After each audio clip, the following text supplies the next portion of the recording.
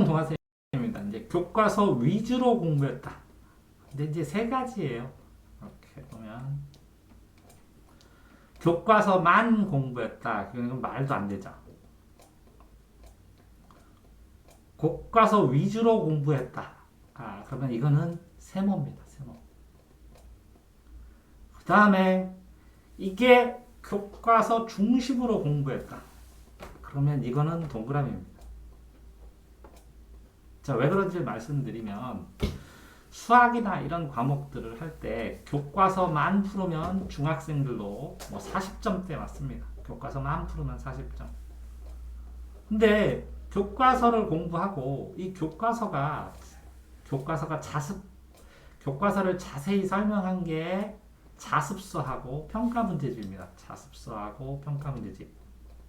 학교 교과서 출판사가 자습서하고 평가 문제집이고 여러 출판사가 합쳐진 게 참고서예요. 참고서.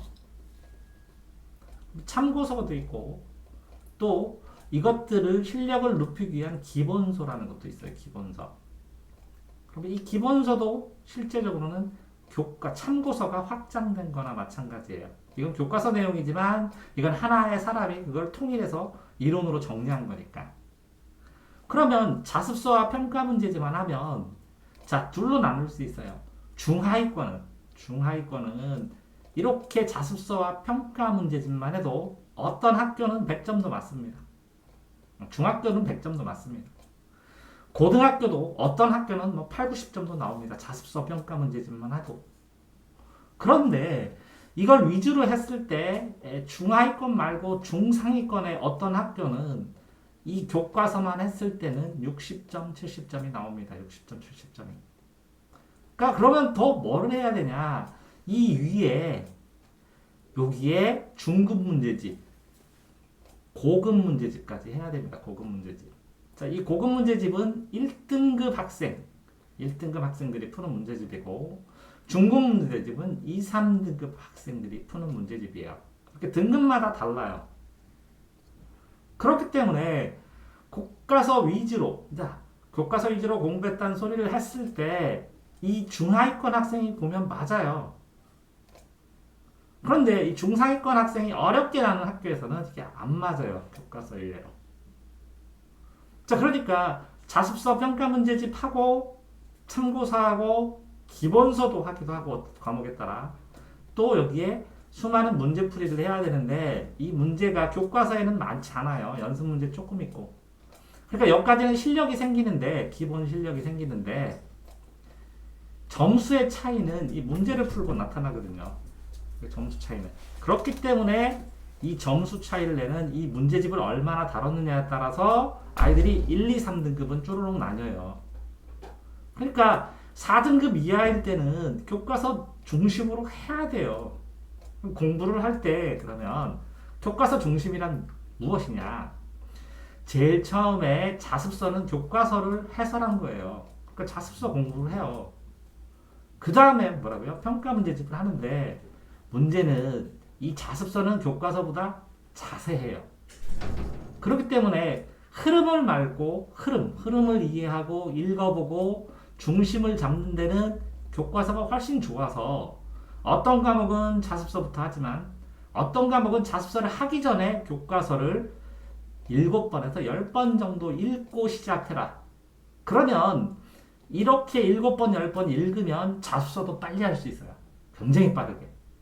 그러면 내용 파악을 했기 때문에 자습서를 했기 때문에 평가 문제집도 금방 풉니다. 그러면 이렇게 해서 7번, 10번. 자, 교과서를 7번 읽었다면 자습서 한두 번이면 되고 평가 문제집도 한 번만 풀면 됩니다.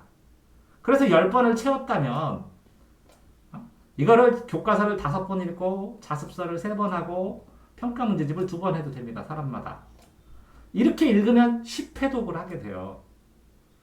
그렇게 했을 때 그러면 여기에서 중급 문제집을 들어가면 이 중급 문제집을 들어가면 교과서 수준으로 커버할 수 있는 게 7, 80%예요. 나중에 이게 어려워요. 조금 응용 문제. 그럼 요거를 풀려면 어떻게 되냐?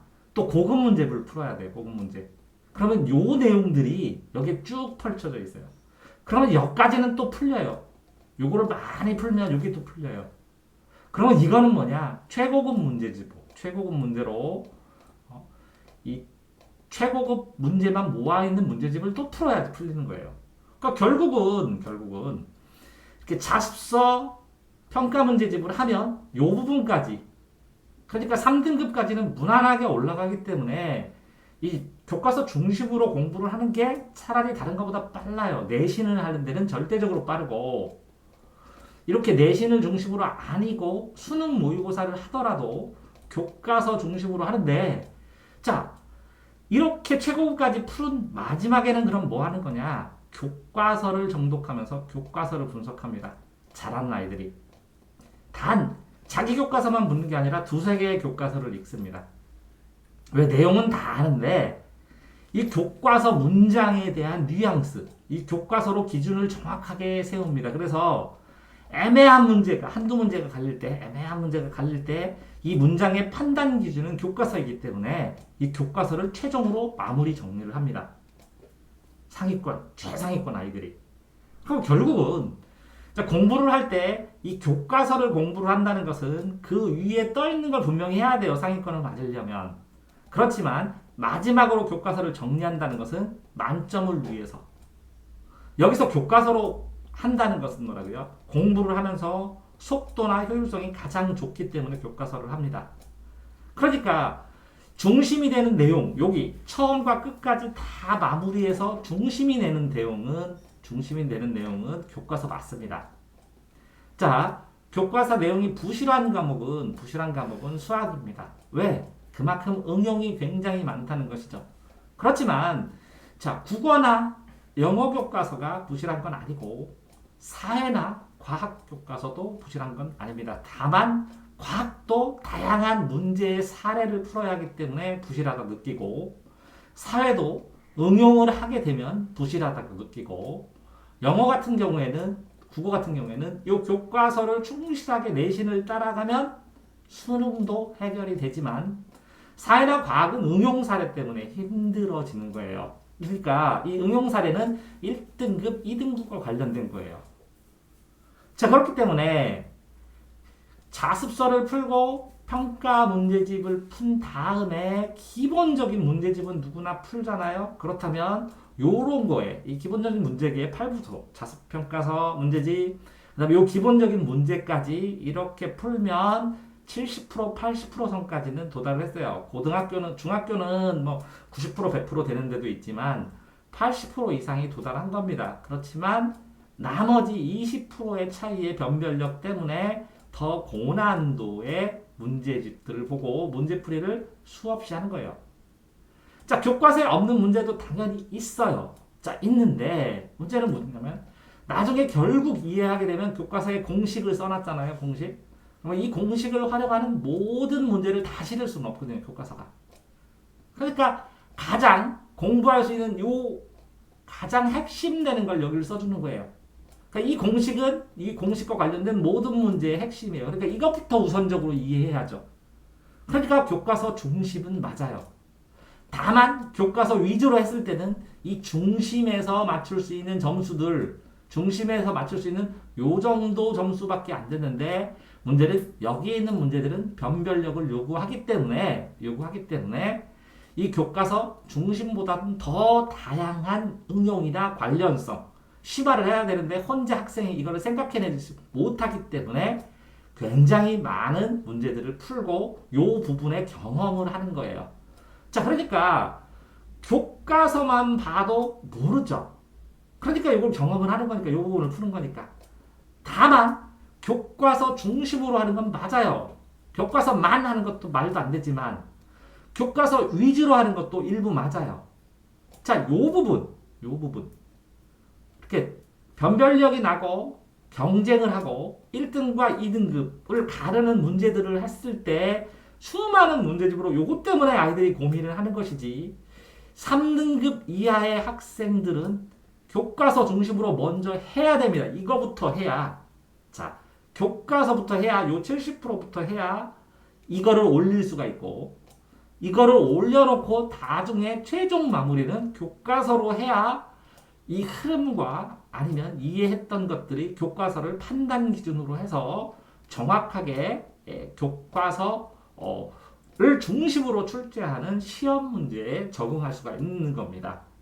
그러니까 당연히 참고서마다 교차 검증을 한다. 이런 놈은 다 2등급이나 1등급, 1등급의 변별력 부분이에요. 그렇다면 자 100명 중에서 1등급 4%, 2등급 지나면 요만큼 학생들이잖아요.